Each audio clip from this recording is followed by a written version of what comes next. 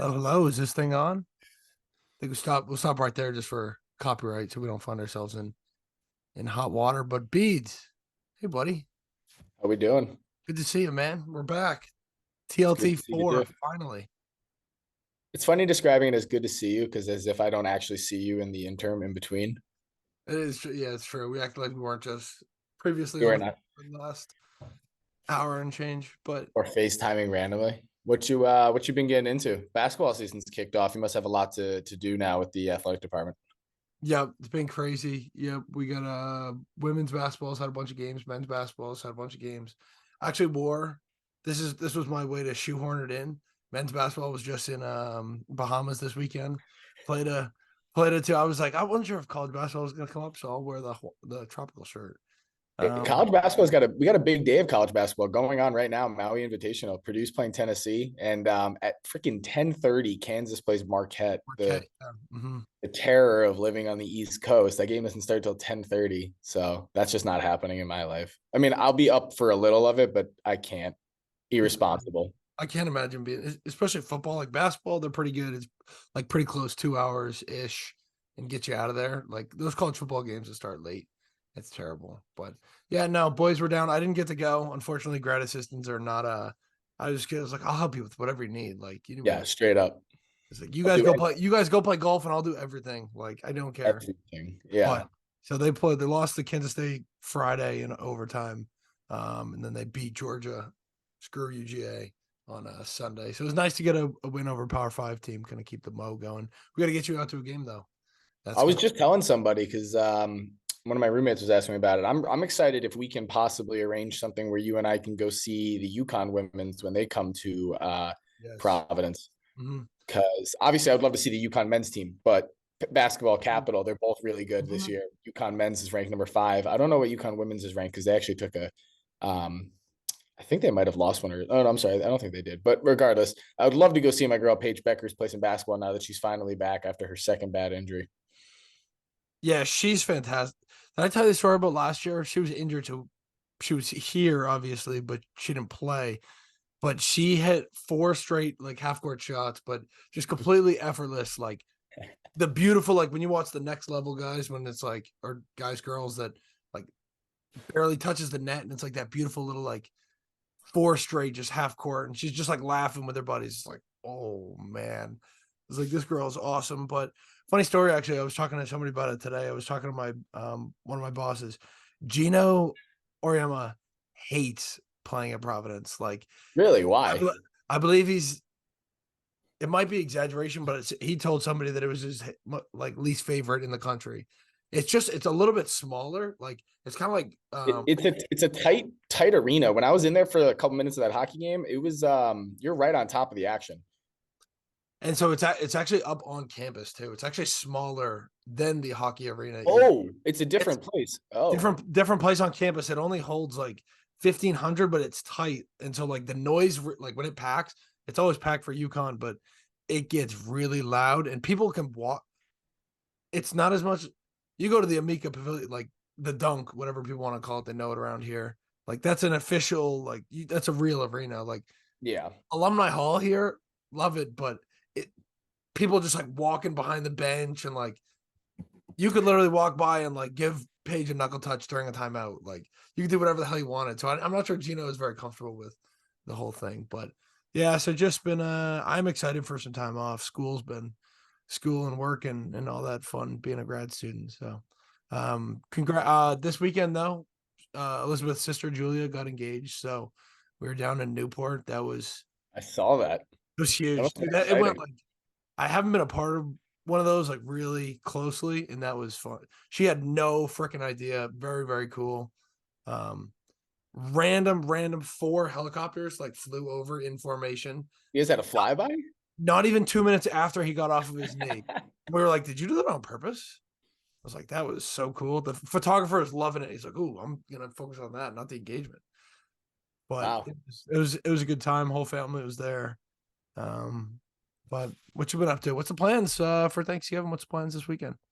Dude, what have I been up to? Nothing crazy, living life. Living somebody's dream. It's always the thing. But we Shout out to Mr. Carbonello. yeah, um Just doing my thing. Working my job. Got my new job at UPS. Enjoying myself Ooh, there. But I got this new laptop. That's why we had to take our break for so long, is my laptop destroyed itself. Somewhere lying around my room is a broken MacBook, if anybody wants one. It serves no purpose. Maybe a tray of sorts. But yeah, got this new MacBook, so that's exciting in my life. Other than that, I don't have anything else going on, which might not be the greatest thing to say out loud. That this is all I've got going on. A lot of my happiness rides on this Saturday in a football game between Ohio State and the team up north, but we'll get to that at some point. But yeah, a lot of my happiness right now is riding on the Dallas Cowboys, Ohio State, my Tottenham Hotspur soccer club. That's that's kind a of family. sweet jacket. I said it earlier. Thank you. That's fantastic jacket. Like, I Yeah. didn't need the compliment, but I did want it. I did want No, it. seriously, people check out. I know people love the Spotify, but we do have it on every episode's on YouTube.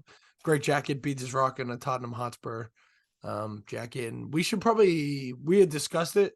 We'll get to it eventually, probably this winter, but Beads doing some sort of like a 90-second catch up all the soccer casuals. Like, what the hell is happening in the world? Like, I catch some of the headlines, but I'm not all caught up. So we'll have to do like a Beads soccer corner If type. anybody wants to look up something soon, depending on how soon after we record this that anybody listens to it, but right now, what I was doing before we did this was I was watching Brazil versus Argentina in a World Cup qualifying match, or it might have been a Copa America qualifying match. Regardless, it's Brazil Argentina, and they had to delay the start of the game because the fans broke out in a huge brawl. Like, we're talking riot police, like people getting whacked with batons, people throwing chairs at each other. The players had to leave the pitch, and then they eventually came back out. And I think all that energy in the stands charged up the players, because there must have been 12 fouls in the first 10 minutes and 3 yellow cards.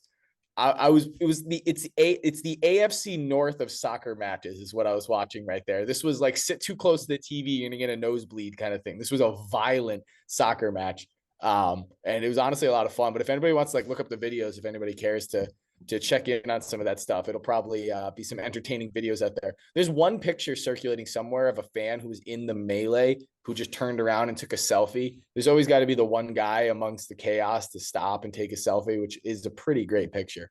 So yeah, but yeah, we'll definitely have to do some soccer segments at some point. I try to stick to my soccer all the time. I never watched soccer growing up, but now that I have something to fill that Saturday and Sunday morning before I spend the rest of my Saturday and Sundays watching college or NFL football, it's beautiful. A cool niche too, where like I know you go to go out to breakfast, you can watch the game. It's at 9 a.m. Like Yep. before you're even getting the day going, you kind of have something you care about. Like that's I was like we've talked about. We don't need to get into my because I'm not the biggest fan, but like always loved Chelsea when I was younger, like Didier Drogba and He was awesome. yeah, Yeah. those were cool teams. So maybe I'll have to get back in. Maybe I got a familial tie. I'll just root for the Hotspur because you do. That'll Let's be go. You're gonna join on to a losing program. We get made fun of all the time for having never won anything. So I really picked a bad team for this. I picked a lot of bad teams, frankly. The Dallas Cowboys don't win me anything, but eventually it's gonna be that much sweeter when one of them does win me something. It's the Right? opposite. It's the opposite luck. I have some of the worst luck. Like to ask anyone, like a horrible luck typically, but this one right here over my shoulder. I wonder if people have wondered that at all. Like, why does he have A Bama hair? 2015. Is that the Jacob Coker year? It was actually, but it's got all of them. I think I had an updated one somewhere, but Jacob Coker gives me hope every day that Kyle McCord can win a national championship, because if he's the Jake blue. Coker, dude, if Coker did it, McCord can do it. Just don't turn the Mhm. ball over. Like, let your He's the, defense do its thing. he's the blueprint. But no, I seriously got so lucky. I just had that conversation with someone when they found out I was a Bama fan. They're like, oh my god, what a bandwagon. So we haven't won in a few years, but A few years. it's one of those things like it was so I just got so lucky. Like we've talked about this before, and you know how long I've been rooting for these guys, but I was in I think I was in fifth grade. I had been playing football for about a year and a half, and I found a YouTube video of it was Nick Saban, but primarily it was Scott Cochran, who now is um essentially director of football at Georgia, like Kirby's right hand man. But it was like a workout video, and it was them talking about like building the whole thing. And Bama was not good, like, but it was a young, didn't know that at the time, but Julio Jones, Mark Ingram, Terrence Cody, like these just like Aaron Cody, insane there's a throwback. dude, like insane. Like these dudes look like aliens. Terrence, Talking about Terrence Cody was a monster. was he that was the first like huge upset win I ever saw. He blocked a field goal against Tennessee, and it was like, whoa, they should have lost that game. But they were just talking about the process and commitment to standards and all that stuff. And I was a little kid, and it was like, we just got BC up here. We don't have like. So I was just so hooked. And We don't get anything up here. the quarterback at the time is John Parker Wilson, so it's like nobody even knows he's the pre Greg McElroy. So That was the era of three named quarterbacks. There was another one, right? John David Booty John floating David around. Booty was another one. Yep. Yep. I don't know if it's his son, maybe it's his nephew. I think it's his son, General Booty. Yeah. A quarterback. All-time great names. Fantastic name. Fantastic name. I mean, speaking of college football, we are recording here on a Tuesday. Latest rankings just dropped.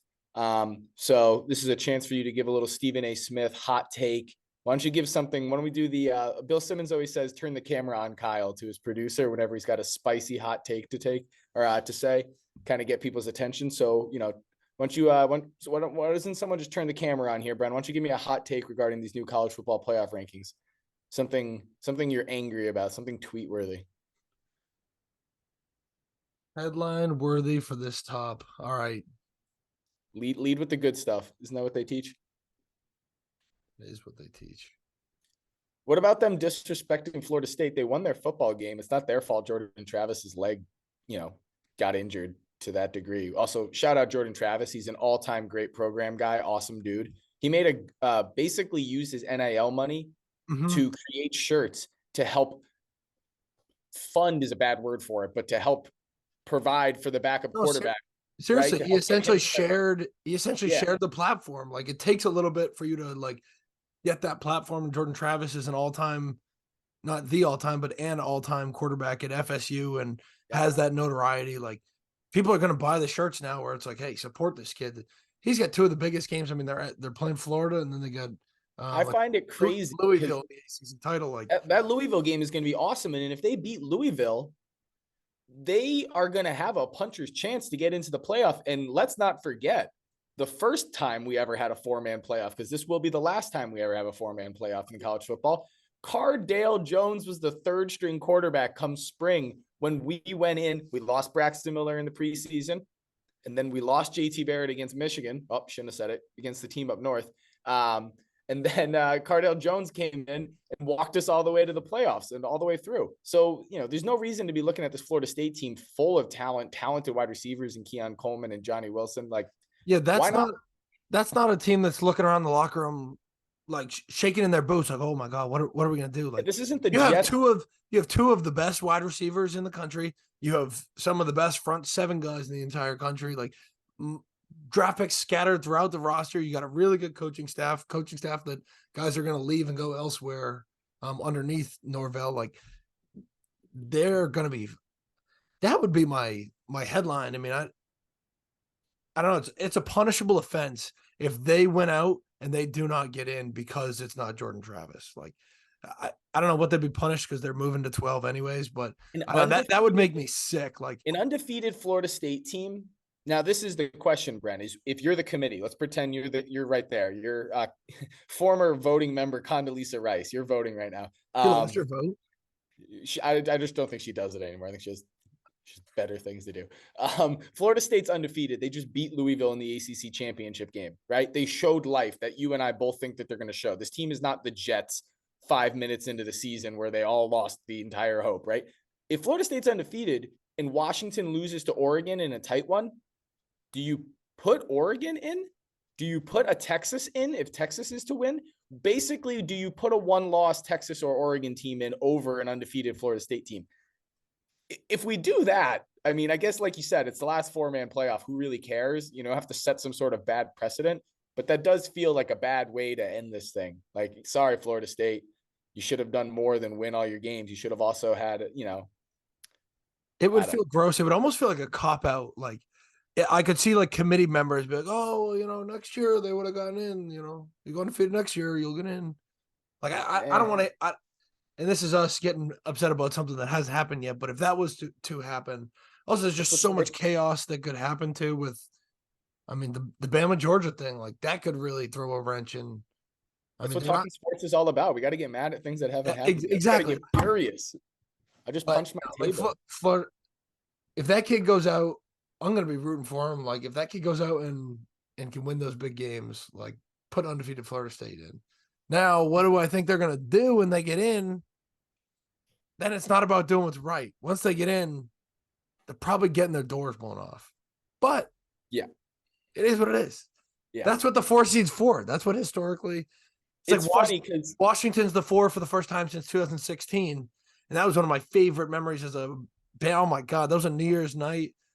I was with you that Florida night. That was a State. good Washington team. Jake It Browning was was a a good good college Washington. quarterback. Chris Polk, like they had all sorts of guys. Speaking of Jake Browning, he's got a job back again now for the Cincinnati Bengals due to another injury, but we love Joe Burrow, so we don't see that. But go ahead, turn the camera Speaking of on.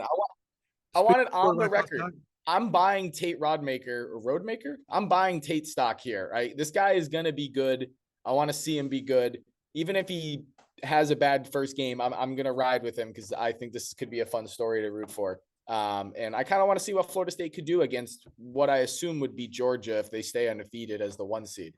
Although, we'll see.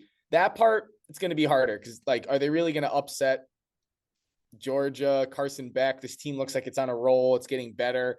The part of the reason Ohio State and Cardale Jones were even able to do that is because Bama had sort of a weakness that one first year with Blake Sims being the quarterback, who kind of just wasn't a quarterback. Blake Sims, man. The He throwback. felt like he was on the roster forever. Like he couldn't leave. This was player like great dude, great leader, the whole thing. But it's every year he's there. He's good enough that he's going to be in the conversations. It was like this is not helpful. Blake Sims, Jacob Coker too. I mean, we've thrown a lot of crazy nostalgic Alabama names that I did not expect us to be bringing out here today. This is what guys do. We say old football and we say old sports players' names and we get excited about stuff. It's fun. Do you want to pump me up today? One of our student workers. So he's a freshman in college, like good age variance. I mean, he's 18, just turned 27, like almost 10 years apart. He said he was going out and getting sandwiches with his friends, and they would call out order numbers, and he was just like naming players, whatever numbers they would call out. And he was like, some of my friends didn't know what I was doing. I like that. I was like, Dan, I love that. Like that is awesome. That's a lot of fun. That's something me and my buddies would do. Be like, oh, like order number 87, Musin Muhammad. Like there's a name I haven't heard in a while. That for some reason was in my head because I just found out his kid Moose Muhammad III is on Texas A&M. But yeah, it's kind of cool getting to see people that we watched have kids now that are in programs. So like we can say this is kind of our first chance to see it. I don't know if that makes us really old. It is the beginning of us getting old, no doubt about it. But like, yeah, for sure. Like those are the first, like we're getting into our early sports conscious memories. Like I remember Musa Muhammad like skirting down the sideline in the Super Bowl against the Patriots. Like those type of, I mean, even Asante Samuel Jr., like his kid's like multiple years in the NFL now. That one makes me feel damn old. I am not sure if he had a kid young, but that timeline doesn't make sense to me. Asante Samuel Jr. is good too for the Chargers. Talented, really good. I'm excited for the 12-team playoff next year, but I think we should really value this 14 playoff because we're going to get 4 really good teams. I mean, the 12-team playoff is going to be awesome, but I do want to highlight to people that, like, while the 12-team playoff is going to be awesome, we are going to get some, not crap games, but like, I don't know, you're going to get some teams in there that you're not going to feel super awesome about. Like, oh, thank God this team got in. Like Penn State, they haven't really played anyone super great all year, right? Except Ohio State and Michigan, to my knowledge. And then they lost to those teams, but they might get in. I mean, what's Penn State's best win if it's not Ohio State or Michigan? Quick peek at those.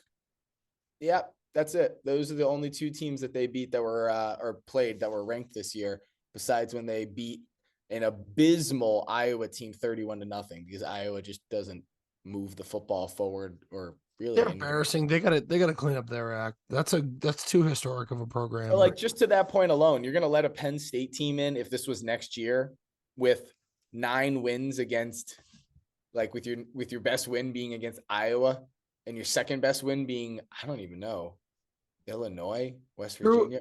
Drew Rutgers. Aller's getting the short end of the stick. He's getting Penn Stated down there. I think Drew Aller Yeah. is. I think it would be similar. I think for some reason guys are so not for some reason. I think that once they're in there, their loyalty grows. But there's a lot of loyalty. Guys don't seem to transfer from there very often.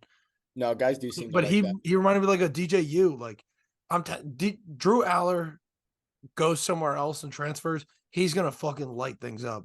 I just had a buddy that went to the game this weekend, and the amount of texts he was live texting me. I appreciated it because I like going back and reading them. But he's like the amount of one-on-one matchups where they're stuck in the past. Kind of, we were talking to Iowa, like they still want to do the smash your head against the wall and run power into a box with 8 guys in there. Like you have a 5-star quarterback and some really talented. You've had John Dotson. You've had some guys that can play on the outside. Like you don't need to just rub your face against glass. No, not at all. I mean, yeah, Drew Aller, exciting. Could be better, and not that could he's be better. like a perfect He's kind player. of disappointed me a couple of times this year because they have talent around him, but he's not really maybe doing it as much. But I just wanted to highlight the fact that next year, right, we're all going to be super excited about this 12-team playoff, and then we need to remember there are going to be some teams that aren't as good. And the funny thing is, where it will be nice is if like an LSU this year was able to slip in, a Jaden Daniels, someone who might win the Heisman. Speaking of Heisman, I know it's coming up soon. How long until they announce the finalists? Is it going to be sometime this week, sometime next week? I mean, they got to let this last week of the season play, but I know they also need to get the votes in like ahead of time so they know who. They don't have to vote on it, but they need to know who they're inviting to New York. If I go to BetMGM right now, just to use their current odds, so, it kind of gives you a radar of who might get invited. The top 5 guys for odds right now on BetMGM for Heisman, Bo Nix is at plus 110, which I did not see coming at all. Wow. I know that I was really excited when I pulled this up like a second ago, and I wanted to tell you about it. Bo Nix plus 110, Jaden Daniels plus 140, who I feel like America is kind of getting behind as like I think we all kind of thought that guy was going to be the one. Michael Penix plus 500. And then my guy Marvin Harrison Jr. at plus 3,000. So there's a pretty big drop off there. And then Carson Beck's at plus 3,300. If I was a betting man, which I am, but if I was a betting man on something like this and you were allowed to bet on who's going to get invited, which is not something you could bet on, I would assume they invite Bo, Jaden, Penix, and Marvin Harrison. I don't think they're going to invite Carson Beck. I mean, they could throw him like the 5th spot, but they don't always invite 5. Sometimes they only invite 4. I think they've invited 3 sometimes. So it feels like you invite those 4 and you let Marvin go, even though they're probably not going to give it to him because they're just mean to anyone that isn't a quarterback. But they just let Marvin go so that way they can spend a bunch of time on ESPN showing Marvin Harrison highlights and stuff. Yeah, that would be my 4 too. You go Penix, Daniels, Nix, Harrison, or other order. Nix. I'd probably go Jaden as 1, Nix 2. I'd also go Jaden 1, but at BetMGM, Vegas seems to have Bo Nix. He's over 1,000 yards rushing right now, Mike. He's I didn't realize like 1,000. He has 1,000 yards. What do you need from the kid? I would love to see rushing touchdowns. He's got 46 total touchdowns. I know Bo Nix has only thrown 2 interceptions, but not only that, but Jaden Daniels has more passing yards and passing touchdowns than Bo Nix. You told me the 2 less attempts. The 2 picks are that valuable. Vegas, yeah, right. Vegas is off on that one, but the only other thing would be Jordan Travis if he didn't get hurt. If he can have a great 2 games, they respect the upperclassmen and typically will respect the colleges by getting them if he's a worthy enough player. There has been 4. I think a lot of times it's 4. I think Jordan Lynch was the 4th guy in way back. Remember Jordan? I've been waiting for a year where we really don't know who's going to win it. I feel like we haven't had a good one of those.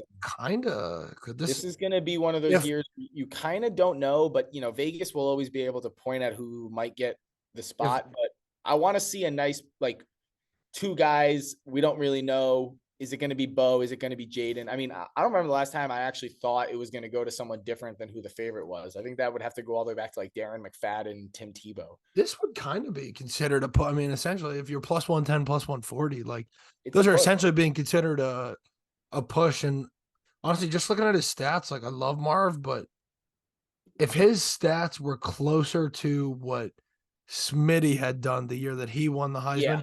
you, I think, are looking at one of those situations where it's like, I don't know who the hell is going to win this. The stats are good, 14 touchdowns, 1,000 receiving yards already, but like it doesn't.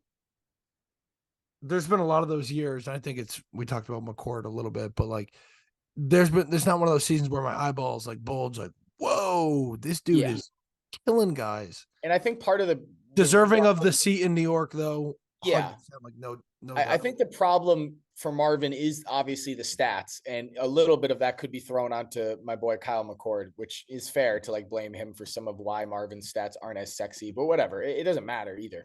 I think the reason Marvin should get the invite should be that classic, you know, bar debate. You know, is it stats or is it like how important are you? Because I'm pretty sure if you take Marvin Harrison Jr. off of Ohio State, we have like 1 or 2 losses at this point.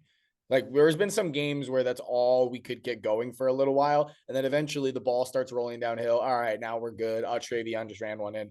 But there's been moments this year where he kind of was the dude who stopped it from bleeding. I say that because whatever. I say that and knowing Kyle McCord also saved us from a loss against Notre Dame, but whatever. The defense deserves a lot of credit, but I just think Marvin's been one of those like true most valuable to their team kind of guys. I think so too. Do you want to know who could use a guy like Marvin Harrison Jr., Mike? Who could use? My New England Patriots. I don't think that's a bad idea at all. Let's segue this because this I have a thought NFL draft wise, and I think Yeah. a lot of people, you sent me the mock draft. Let's do that first. Let's talk about what Yeah. tankathon.com thinks, and then I'll get into Yeah, shout out to tankathon.com. If anybody out there is a fan of drafts, you like looking at mock drafts for all sports, NBA, NHL, NFL, they even do an MLB one.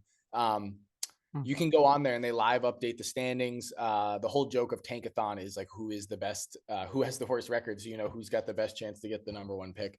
And with their live mock draft right now, they got the Bears selecting for the Panthers, #1, Caleb Williams. I'll just go through a couple of the top ones and then we can talk about it. But #2, that pick still belongs to the Arizona Cardinals. Kyler Murray not able to beat Houston on Sunday, keeps them at the 2 spot. They're grabbing Marvin Harrison on the mock draft.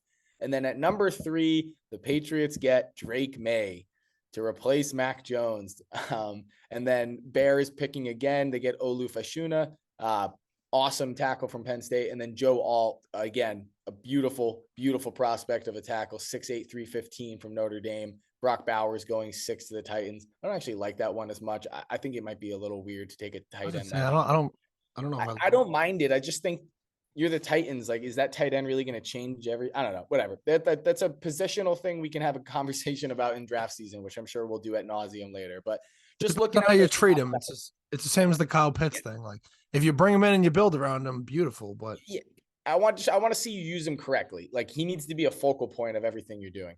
But how would you feel, right? Like you walk away April, whatever, when the draft happens, and you guys now have Drake May. Are you ecstatic? Is this your guy?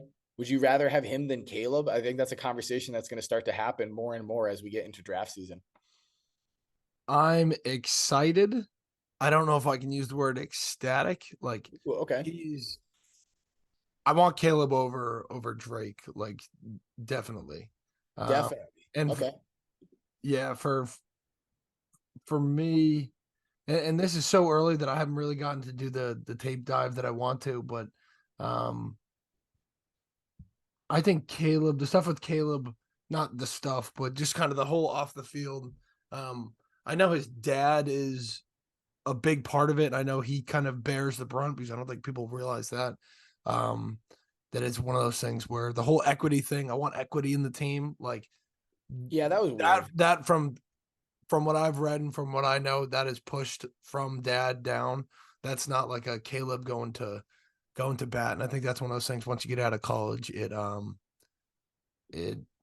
disappears a little bit. You can kind of get separated from mom, pop, but I don't know. I'll be happy. I mean, the Patriots need a quarterback. You need a quarterback, and they need to take a chance. So the thing is that I was going to say before we even got to this is You know what I would be if we get to April and we have the number 3 pick? I'd be surprised, Mike. I'd be Ooh, surprised. I don't think the Patriots are going to have the number 3 pick. I wish they would. I wish they would have the number 2 pick. you think they're going to win a meaningless game or two down the stretch here? Just to Oh boy, oh We've boy. talked about it Let's in our let group chat. That Week 18 game against the Jets, it very well could be Bill Belichick's last game coaching so it for starts. It starts Patriots. this weekend with ESPN Analytics brought to you, bringing you this stat. So the Patriots lose to the New York Giants this weekend. You have a 38% chance of getting a top 2 pick. If the Patriots beat the Giants, based on the rest of the schedule, and I'm going to get into it in a second, if the Patriots beat the Giants, it drops to an 8.8% chance of getting a top 2 pick. Like this is a swing game, and you're playing Tommy DeVito. Tommy. But so just the schedule, like, I mean, you still have Bill. I know the team has got the problems, and I could talk ad nauseum about, I mean, you go in when you have a team that's built, you don't have one player that you've signed to a second contract since 2012, and that's Jerron Harmon. It's going to be tough to build up a roster of successful pieces. You get everything that comes with the quarterback and the coordinator situation, and it's just been a freaking mess, man. So we need a good player, but the problem is you got to finish the year. If we could just like end it now, be like, hey, this is our win percentage. Like, Grade us on this. Like, call it. yeah, grade us on this. We're done. We're gonna call it a season. So you play the Giants. Oof. We'll see what happens there. Chargers should beat you. The Chargers, though, historically, they come to New England. It's a 1 o'clock game, so it's 10 a.m. for them. Historically, they're horrible planners. They almost always fly in Saturday or late Friday for some reason. They did it for the divisional game, Phillips last year in San Diego. It's not a good plan, or LA, whichever. I think it was LA that Phillips was in. But fly a little bit earlier in the week. I'm not sure they will. The Chargers should beat you, but they love losing close games, and we've talked about that before.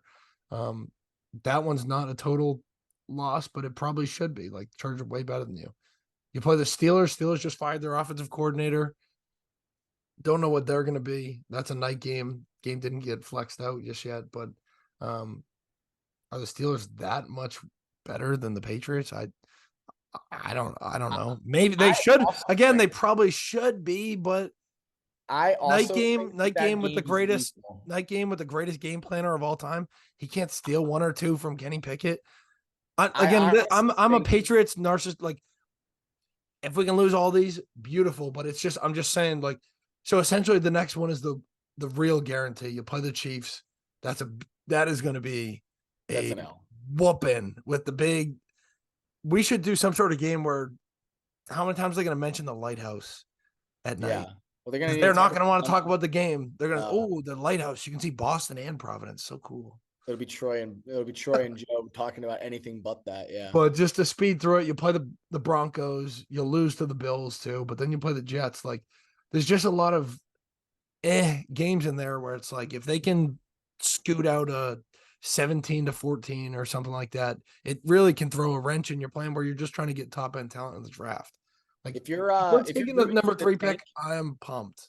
if you're rooting for the tank, it's obviously this weekend the greatest tanking performance game of all time. This will be one of the worst football games ever played on Sunday between the Take the Giants and under. the yeah. Well, the under is going to be like what 29. Although Tommy DeVito did throw 3 touchdowns last week, so you guys might be running into a hot team of all things. Just Patriots luck. The weird You thing guys too get is beat by a team that can't put the ball up. they haven't even said anything about the quarterback situation. Well, if they were smart, they would just let Mac Jones go out there and lose you guys the game. They might be doing that. That Despite would be them, really they smart. might just keep pulling them in the fourth quarter or when the 2-minute drive. By the way, I've never seen that. I've watched a lot of Ever. ball in my days. 2-minute drive, you're only down by 4, That's and you weird.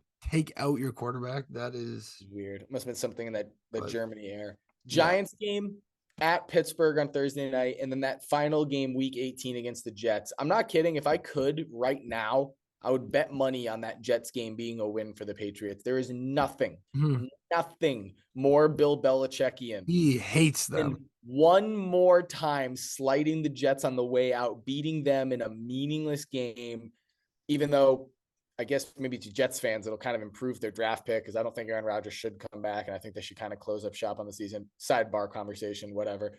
One last FU to the Jets, give them an L on the way out. And it screams the place for Bill to just destroys. I don't even know who will be the quarterback at that point, Tim Boyle or whatever. Just week 18, January 7th, right there in Foxborough against the Jets. I think that would be a great way for him to go out as a non-Pats fan. I would love to see it happen. Give him one last more hurrah. But it's that Giants game, that Pittsburgh game, and that Jets game. I'd be worried about those if you're rooting for this team to go up this high. Bren, I have a couple would you rathers that I wanted to run through with you. We don't have to do them all right now, but one of them really pertains to what we just talked about right here. So I wanted to fly it off you. You've been pretty anti-Bill in a constructive, like, hey, let's move on, let's figure this thing out way, pretty vocally with me. But would you rather have Bill gone, and we're just going to insert Magic Commissioner fantasy powers here? I'm just picking up and dropping them in another team. You get Tua now. He's your quarterback. Or Bill is still the GM and the coach, but I give you Caleb Williams. Would you rather Caleb Williams come in, but you have to stay with Bill is still in charge of everything in the entire roster. He's still the coach. He is the dictator. You get Caleb, painted fingernails and all, if Bill will allow it. Or yeah, he might shut that down. You can give Bill his bus ticket out of town, and you get Tua Tagovailoa quarterbacking the Patriots next season. That's fantastic. That is a fire way to start off a would you rather.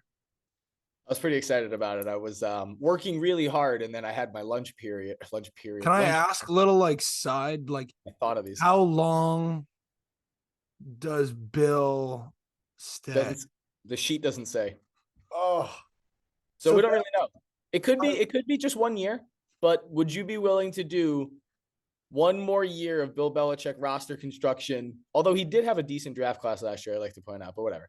But Bill roster construction, he's in charge of everything. In this, it might be more than in this hypothetical. So here's what I'll say.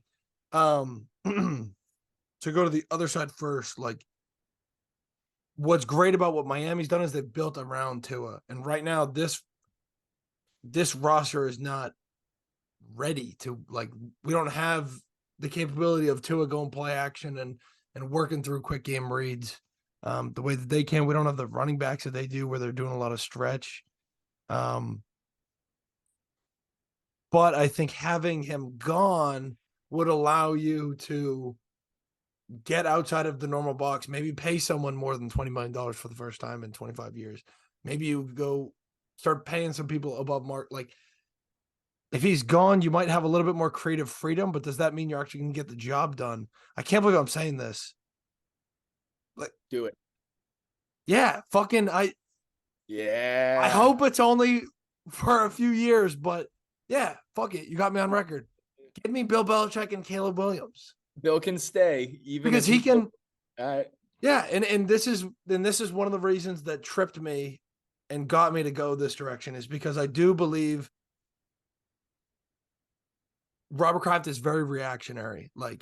Just like 2021, he had heard the public, and I don't know if you know this, Robert Kraft sent out a 1.5-page letter to season ticket holders at the end of last year when they didn't make the playoffs about how we're going to make things better. We're going to have significant change, something that owners typically don't do, but he did it last year. And now you're 2-8 coming out of the bye. So I think if you bring Bill back, you now get Caleb. I think that there's going to be pressure, not on who you get, but there's pressure to spend, regardless of who the coach is. Gerard Mayo, Josh McDaniel, it does not matter who the coach is. That guy. I know. I don't know. Just don't do that. I was trying to think of the most extremes. It does not matter. You put Steve Belichick in there, they're going to be forced to spend because the roster is so you have to draft well. And I think the concerns are still going to be there. I think that Bill's going to waste some of my 4th and 5th round picks on receivers that I know are good, but the Patriots had the first draft in NFL history where you took both a kicker and a punter. That was That's not in 2003. That was in 2023. So the first year might be not a mess because Caleb also is so much more talent. Like he would be able to, like how Tommy did, not like how he did, but similarly, Caleb can disguise a lot of your problems. Like your receivers aren't separating as much. It gets a little easier when Caleb's now scrambling for 5.5 seconds. It's like, I oh love wow, the fact that Demario Douglas gets open. Like, I'm just really proud of myself that I found a way to ask a question that involved you saying, "Let's roll." Bill, you're back. yeah, bring him back. Give me Caleb. All right, follow-up question. Let's pretend the Pats do such a good job sucking that they're the second pick. Caleb just went one. Do you take Drake I'm glad May or do you take Marvin Harrison Jr. to lock down what looks like the best wide receiver prospect since Calvin Johnson Jr.? it is. I'm so glad you said this because at Julia's engagement party this weekend, I won't say single handedly, but I had a great part in taking down the family's tequila bottle. And I found myself halfway through the night, as it always happens, talking ball. And this was something I was talking about with somebody at the party. Marvin Harrison, I think, has to be the pick. Ooh, Like in my opinion, like you're trying to find. I disagree, but all right, I like it. Take it away. I don't think we'll see when the grades come out. Maybe I'm wrong, and I'll clip this and I'll add it in when we come back with my final grades. But I'm not going to be surprised if the other guys are not that far behind. It's not as much about Drake May. It's more about the other guys. The gap between Marvin Harrison and the next wide receiver, in my opinion, is significantly more than the gap between Drake May and the next quarterback. Like I think you can bring in based on Moxie, whatever interviews, however you feel about him, Jaden Daniels, Bo Nix, obviously not as talented. Um, Jaden Daniels runs the ball a little bit better than Drake May, but Drake May physically, I mean, 6'4", 225. Like he's the full package that you want. But is there a chance that you can go get a veteran guy, draft a guy in the late first, early second, and still have Mac as a cheap? Now you got three guys, and you get Marvin. You go sign another guy. Now all of a sudden your wide receiving core is Marvin Harrison. You keep Demario Douglas. You have Kendrick Bourne. Like it starts to click a little bit more. Where hey, we have a number one. Now everybody else can bump down the depth chart a little bit. They can get to where they should be. Kendrick Bourne's not a number one anymore, which he wouldn't be anywhere. All right. I don't. I can see it. I think my thinking on it is it feels like that sort of thing that we all do in fantasy drafts where you're going to take like, oh, I've got this sleeper wide receiver, but I can wait until the third round to get him. So I'm going to go tight end now. Right. And then you take that tight end and then that sleeper wide receiver you needed is gone. And now you're waiting, or I'm sorry, that sleeper quarterback, let's pretend, is gone. And now you're waiting a whole nother round, maybe two, to get a quarterback, and now you just ended up with Kirk Cousins as your fantasy quarterback. Bad example because he actually had a great fantasy year until he got hurt, but you know what I mean, right? I worry that the quarterback is so important in the game of football. To punt on it, to take Marvin Harrison, who I would never argue anything about not being like the best wide receiver prospect we might have ever seen, right? If not in that S tier, right? Probably splitting hairs between him and Calvin Johnson, and that's the greatest compliment you can give a wide receiver. But my fear would be you punt on it and you go, all right, hey, we like Penix. You know who else we really like? We like Jaden. I kind of like this. I like, or maybe JJ McCarthy. And maybe one or two of those guys get nabbed late in the first by teams who need quarterbacks who jump up, right? That could be the Pats too. The Pats could jump up. They could take control of the draft board and go, we want Penix too, and we're going to go get him. But if you have the second pick, and you know which guy is your favorite, it feels weird to me to not just say, we're going to go get him and he's going to fix things because we build around this guy. Even though Marvin's so great, you don't build around Marvin. I mean, you kind of do because he's so amazing and he'll change your offense. But if you don't address the quarterback, then you could end up being one of those teams that's again looking in the quarterback pool next year. And then the next year after that. 100% no. I wouldn't draft him to build around it. If that's going to be your move, if you were to go my route, this is not a conservative, like I would say if you're going to get Marvin, it's going to take with a few steps. Like it's you go get Marvin, and now hey, we got to move up. But I do kind of like what you're saying because that yeah, I'm almost surprised that I had that takeaway because usually I'm not. It is. I mean, you got to settle the quarterback, and I think the concern that all of a sudden you go from if those guys do start to fly off the board, but no, because again that's old school thinking. You can't sit there and wait. That's how you got Mac Jones. It's the reason that I thought you should have gotten Justin Fields. You can't sit there. Oh well, we really like in this scenario. You take Marvin So Harrison, this is and now we're gonna. I hope Jaden Daniels is there at 20. Oh no. right. Go get your guy like that. It would be Marvin, and then go find your guy in the teens or whenever it is. Because I agree, if you end up with Carson Beck now in the second round or third round, like I'm Let's pissed now because pretend like now you're back to square one. Yeah, fine. You have Marvin, like you said, you're not going to build around him. It would have to. I want like a 1A, 1B, and maybe that's cheating the would you rather, but yeah. like No, it's a you fair can't answer. if you're going to go receiver, like you said, you cannot leave quarterback unresolved. You can't leave it unresolved, but it does feel like a game of chance to then say, I'm going to be the thing that stops the other 31 teams or however many teams, 20 teams that need a quarterback from grabbing Michael Penix, from grabbing Jaden Yeah, Daniels. How do you know you don't end up with Marvin and like Bo Nix? and And not that Bo Nix is a bad quarterback, but these are if two he's not your guy, then yeah, yeah, these are two totally different conversations, right? Because like you're going to do your grades. Speaking of grades, this leads me very nicely into my next would you rather. Bren, as our resident quarterback draft guy, would you rather draft, I guess perfectly segueing from your scenario, let's pretend they just got Marvin Harrison and you somehow jumped back up into the late first. You traded away your second and a first next year or something. Do you want Jaden Daniels or do you want the lefty Michael Penix? Who would you take? Would you take the athletic Jaden Daniels, or would you kind of take maybe the more Drew Brees mold Michael Penix? I'm and this might surprise well, actually I don't know if it'll surprise people because I'm not in the loop, but I'm gonna go Jaden Daniels here, and I think Okay. it goes back to, and not that it should necessarily, but it goes back to even the Arizona State days. Like I remember being in your apartment with you in Durham and putting on his tape, and like he there's just always been something about him where I think that he, despite being in environments that I do not think are perfect, like if he was on some other teams, he would look even better.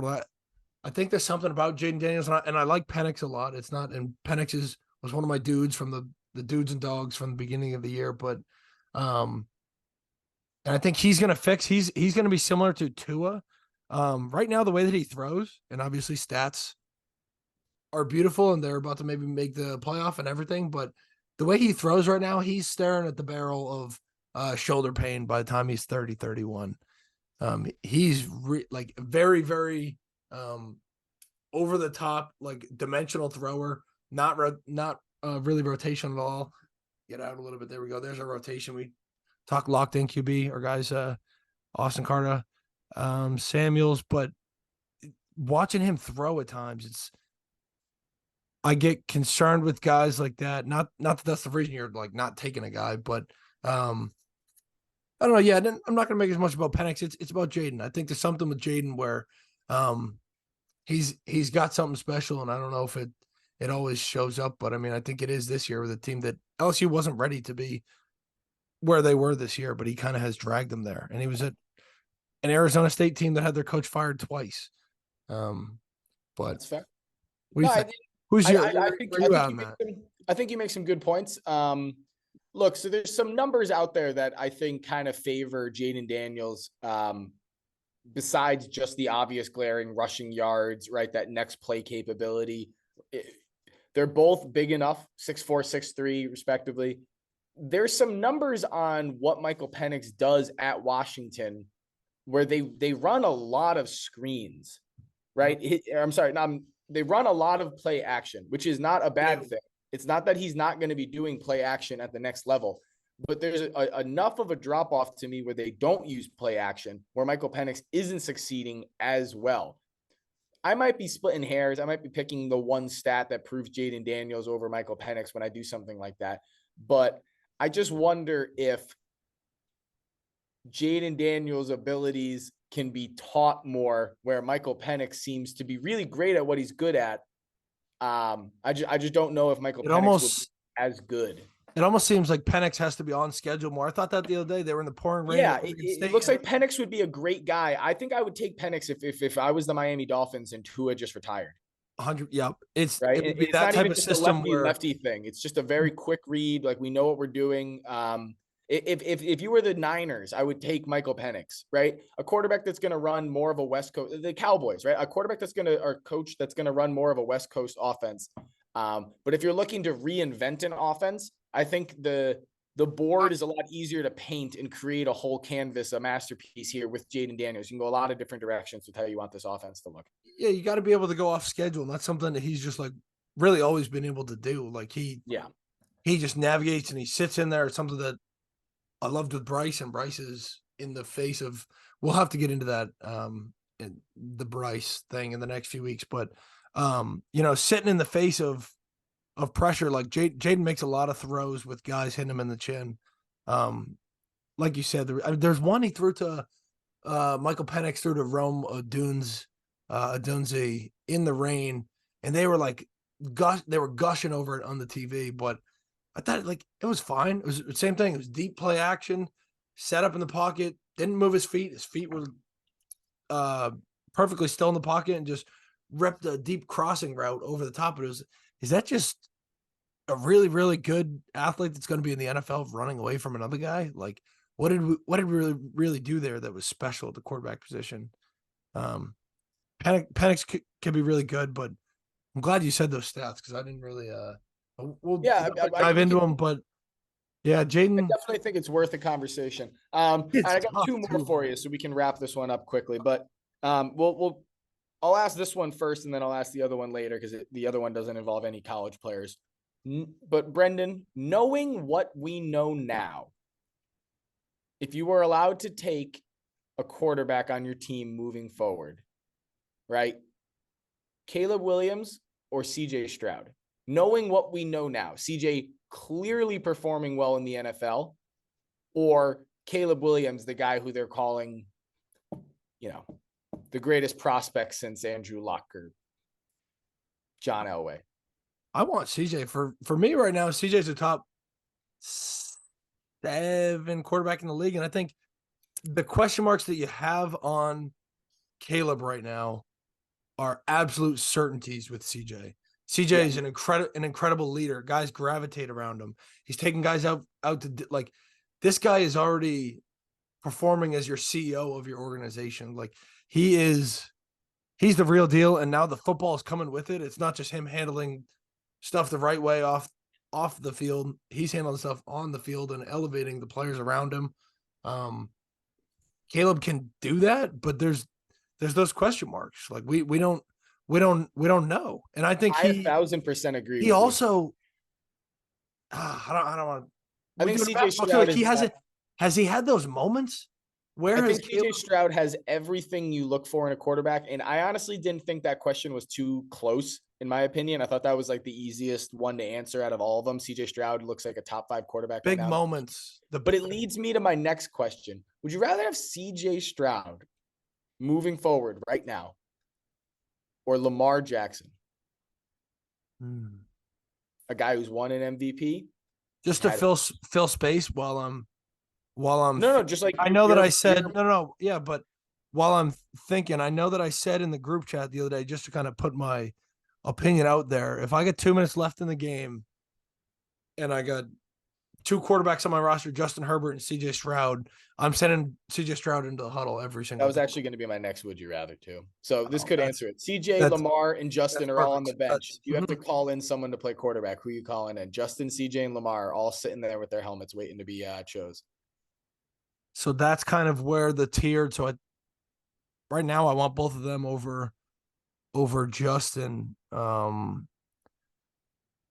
Isn't it crazy that we already are having this conversation? I like agree. so impressive that he's already the fact that I'm sitting here like, Lamar Jackson or Like this man is an NFL MVP. Like I think I CJ still really lean has Lamar. been. I I think think I Lamar still is lean still Lamar, but it's amazing that we're because having Lamar. a conversation about this. Yeah, I think that's the takeaway. Like I think it is Lamar still. Like he is just that good. I'm a little concerned now they don't have Mark Andrews, but they're gonna be fine. They're still really good. It's This crazy, podcast man. loves Mark Andrews too. We do. Um, um, Diabetic Love podcast. Diabetic love. That's my guy right there. All right. Well, follow up then. You said Justin was the one that you pushed aside first, right? You just disrespected him. I did disrespect him a little bit. Didn't mean to. Justin Herbert and Trevor Lawrence are looking at you. Schoolyard playground. You got to draft someone who's on your NFL roster. You got Justin Herbert and you got Trevor Lawrence. Speaking of prospects that were unheralded at the time. Ooh, that is awesome. And the fun thing I like about this question is I think I'd lean Justin when you look at the resume of what they've done in the regular season, but then you remember That that playoff. that they literally played each other in a game. And is it Justin's fault? Well, they blame Matt Ryan for the Falcons loss and he didn't play defense, but at the same time, you could have done more. Like Justin versus Lawrence. Lawrence had that insane comeback. He's got the playoff win. He did it one time in the playoffs. But at the same time, I just watched Justin Herbert and I kind of feel like he's a better quarterback. I don't know. I'm pretty indecisive on this one. Full game or 2 minute? I think I have two different answers. Oh, all right. Well, give me both answers then. I think if I have a full game and I can scheme it up, I think that I can build a lead and not have to get into the 2 minute situation with Justin Herbert. Like he is that talented and that good. Bailey should hire you. Like 2 minutes left though. He scares me right now. 2 minutes left. I think Trev's done it enough, and he's had those moments in his career, college and pro.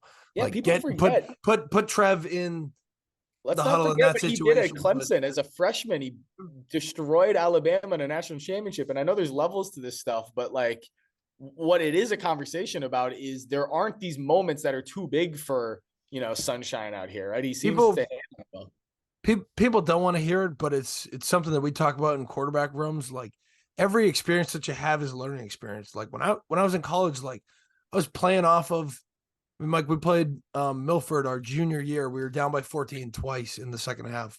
I think once in the fourth quarter. Like these little people don't want to hear. Like I think Trevor Lawrence actually said it before. Like yeah, I've been in these situations before, high school, college, but like everything is just kind of you know what, I did do that, even if the competition is not quite as.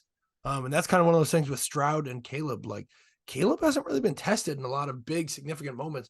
CJ Stroud's got one of my favorite college football throws in the history of me being a fan. Like he's shown it on the big stage in college, and now that's why I kind of expect like if he gets to the same thing with Justin Herbert, like I didn't see it in college, but now if CJ gets to the wild card round, I got no doubt he's not going to fold. Those guys are going to look him in the eyes like, hey, he's going to get things done. All right, Brent, I got one last thing about the NFL, and then I'm hoping we can wrap it up and just talk about the Thanksgiving games. Thanksgiving and the Black Friday special this year, which sounds ridiculous out loud, but is a really awesome concept. Trivia question, Bren. Do you know who leads the league in passing yards right now? Glad I didn't look it up. Glad you didn't look it up too, because we didn't talk about this ahead of time. I guess we should have, but I feel like if I had told you this, then your brain would start thinking about it. Yeah. Is it Tua? Obviously, it is not Tua. Tua is third. CJ Stroud's actually 2. It's not CJ. I'll just give that one away because I love the fact that CJ Stroud is the second. I mean, they lost last night, but it's not Pat, right? Nope, it's not Patty. CJ Stroud actually leads the league in yards per game. So good for CJ Stroud. But who is it? It's Sam Howell. Yeah. It's not going to be Sam Howell because I think the Commanders are taking their bye this coming week. So then CJ and Tua are going to pass him.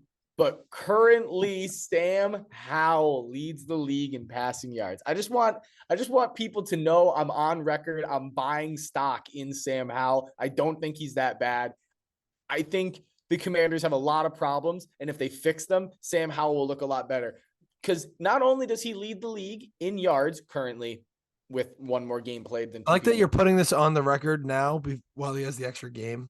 So you Yeah, can look it's back and be like, important. dude, I called him the league's leading passer. That was then, this is now. But another thing that he does lead the league in right now is, and by 13, he leads the league in sacks. It's a lot. He's got 51 sacks. Do you know do you have PFF opened? Oh, How many, I've how got the many, sack. I've got the how many sack has leader he right here. taken or how many is he responsible Oh, for? how many is he responsible for? That's an excellent Still, question. the number is monstrous. I mean, that is a lot of sacks taken. Yep. But I'm just kind of curious. Like there are He leads the league in quarterback own pressures allowed. He's had 14 sacks that PFF has placed onto his shoulders and said, this is your fault. and that's one of those things similar to what has led to the yips of Mac Jones. When the system around you is collapsing, you as an NFL team only have so long before the PTSD starts to actually stick. So Yep. it's fine right now. Sam's young. He's earlier in his career than Mac is, but you got to start figuring it out or the trauma begins to stick. And that is not can't undo too much early trauma. And that's kind of one of those. I don't know who, and I don't know if it was fair, but it was one of those. I heard somebody talking about David Carr and where it was just like kind of that initial trauma thing where it was like, I agree, horrible, one of the worst picks ever, but Awful. how many people have ever been drafted to an expansion team? Like Yeah. he talk about just like detrimental, like put person X on there, like detrimental trauma from the get go. That guy was never getting a second contract anywhere.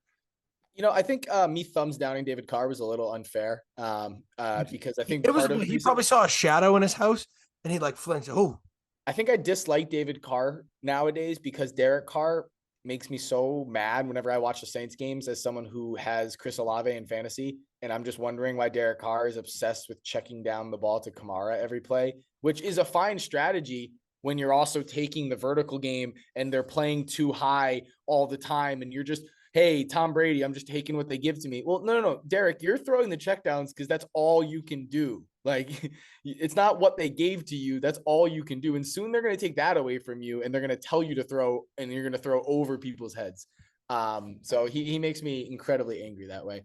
the offense looked more expanded with Jameis, but I want it. Jameis will just throw the ball around. It's honestly a ton of fun. The world is better when Jameis Winston is playing football, throwing balls up in the air to people. He had an insane throw to Chris Olave at one point. It was like across the field, like everything a quarterback coach tells you not to do. And Chris Olave toe tapped it for a touchdown. So awesome for my fantasy team.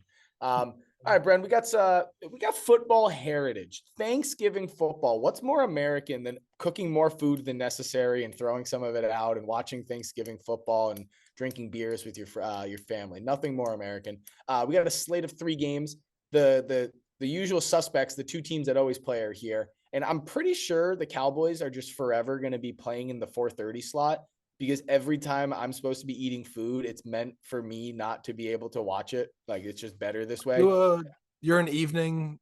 It's more of like a mid-afternoon. Yeah, we're not like as early as some people, but I feel like for whatever reason, it's always right in the way of the Cowboys game. I wonder if my stepmom and previous people that I've cooked Thanksgiving meals for me are just planning it this way.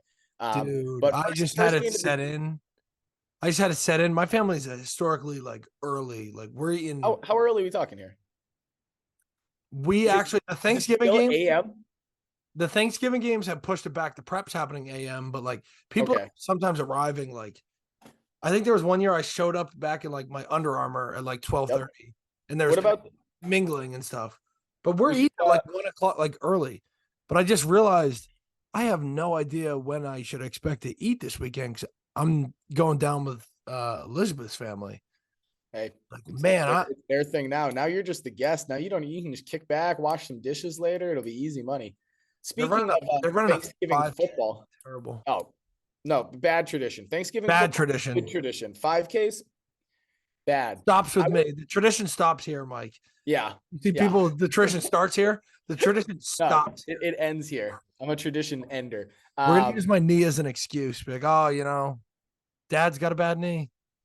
Can't do If it. you want me running a 5K, you need to be like my girlfriend or wife, and you need to have really convinced me. Like this must have been a convincing conversation. First off, you must have been selling out like crazy. Packers Lions first game, some other ones here, but timeout. We gotta mention because it just popped in my head. We do Thanksgiving football every year. Wonderful tradition. Me and Bren and a bunch of friends from high school. When did this start? 7 years ago or something? We've just gone the day before Thanksgiving or the day of in the morning and played on the small turf outside of our high school. And we play every year, rain, sleet, snow, sunshine, doesn't matter. One year we shoveled off the field and everyone played in like boots. It was hilarious. But last year, because I was doing Thanksgiving up in the Portsmouth, Dover area where my dad lived at the time, I slept over at Bren's house on Wednesday, played Thursday morning, and the plan was to drive to Thanksgiving at like, middle of the day. I got changed in the driveway, like, not full change, but I just swapped my shirt around and everything. And I locked my keys in the back of the car. Do you remember this? I mean, you were there. I locked my keys in the back of my car, and you and me had to try and like break into my car. AAA guy came. He couldn't get into my car, which is amazing. And my sister or my brother had to come get me, bring me to Thanksgiving. My sister had to drive me from my dad's place down to Boston, back to your place, just so I could get my car. What an Worst, ordeal. greatest Thanksgiving ever. That was the funniest moment ever. We were on our way to the game, and all I could think about was, I have a lot of problems. My keys are locked in my car. I have no idea how I'm getting home, but I'm so focused on beating Brendan, who's the other quarterback here. I need to make sure we get this W, Yeah. which we did get last year What an adventure. on a winning streak here.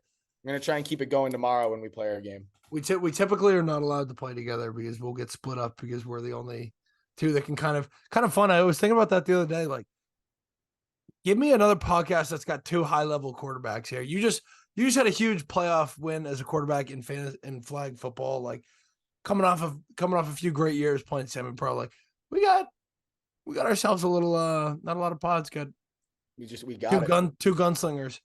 But yeah, I don't know if I'm gonna be able to make it this year. I really hope I am, but next year I'm back either way. One of my favorite years before they started splitting up, me and Kurt, our friend Curdy, played linebacker safety in college, but really talented wide receiver. But we played together one year, and I think there were like 6 touchdowns to him. Yeah. And then it was like moving forward, it was like, yeah, we can't let those guys play together anymore. Me and Parker will be doing the draft, so we'll see how everything shakes out. We don't have Are as you many doing it guys. that morning, or are you doing it? I think we're just going to show up and draft backyard baseball style. But Pablo all right, well, Sanchez. just to sort of wrap things up, Bren, let's get 4 picks up on the board, so this way we have them written down for ourselves. We got Packers, Lions. It looks like the game's going to be in Detroit. Lions are favored by 7.5. Who are you taking on that line? I would say pick winners, but winners are too easy because every spread is 7.5 or bigger, or 7 or bigger. So Lions 7.5 against Green Bay. All 3 are 7.5 or bigger. No, Cowboys is actually 10.5. I'm gonna go Lions 7.5 on that one. I like that. Spot for them at home. Been playing good football. Packers offense just skeeves me out a little bit. I don't think that they've really found an identity throughout the season. I'm also going to go Lions 7.5. I have no faith in Jordan Love. I can't imagine that game's not 28-17, 28-14, something. I think it'll just be ugly, and then the announcers are going to go crazy for Dan Campbell, and hopefully he says something awesome in the post-game interview. And then football tradition, Cowboys versus the Commanders.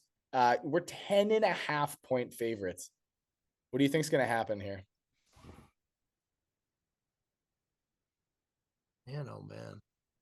That is a lot of juice to lay, but that pass rush we talked about. If you said 50 sacks this year for Sam Howell, Yeah, put me down for a same game parlay. Micah at least 1 sack and a Cowboys 10.5. I was gonna say 2 sacks, but he hasn't had as many multi-sack games in his career as you might think. He had his first career 3-sack game last week against the Panthers' terrible offensive line. But I'm also going to go Cowboys. Moved him around a little bit too this year. Yeah, that's the fun of it though. And then the nightcap on NBC with our boys Mike Tirico and Chris Collinsworth losing their minds. Seahawks in Seattle playing the Niners. The Niners are 7-point favorites.